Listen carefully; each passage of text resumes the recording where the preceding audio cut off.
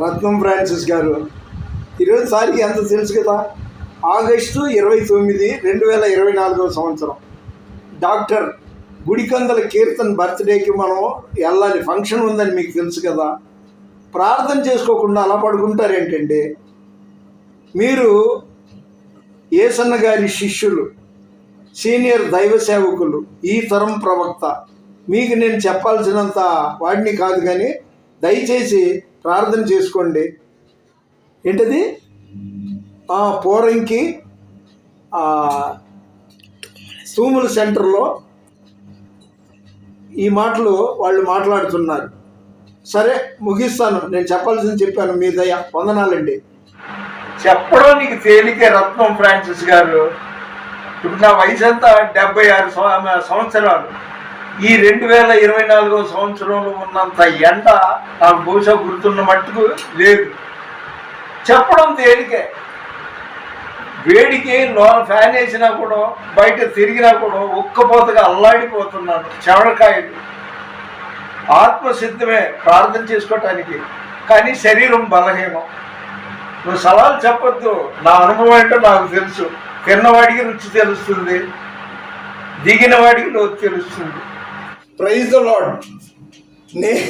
ఏంటండి మీరు వాదాలు బయటికి వినిపిస్తుంది మీ మాటలు. శ్రీలీల వాళ్ళ ఇంటి దగ్గరికి వినిపిస్తుంది మీ మాటలు. మనం వయసు పైబడ్డ వాళ్ళం. ఒకళ్ళేమో ప్రవక్త రత్నం ఫ్రాన్సిస్ గారు, దైవ సేవకులు. మీరే ఇలాగా వాదోపవాదాలు. ఇక మనకి ఒకళ్ళు హితబోధ చేసినట్టు ఉండాలి. పాస్టర్కి మైక్ ఇవ్వకూడదు, యూత్ అంటే యువకులకి బైక్ ఇవ్వకూడదు. ఇక అది కంట్రోల్ చేయలేము. అలాంటిది మీరే పాస్టర్లో, మీరే యూత్ అండ్ ఇదే అయినట్టు ఉన్నారు. వద్దండి అయ్యగారు, దయచేసి ఆపండి. మీ ఇది వాగ్వివాదం. తొందరగా ప్రిపేర్ అవ్వండి, అక్కడికి వెళ్దాం డాక్టర్ కీర్తన్ గారి బర్త్డే ఫంక్షన్కి. ఓకే, ఏమనుకోమాకండి మధ్యలో నేను దూరానని.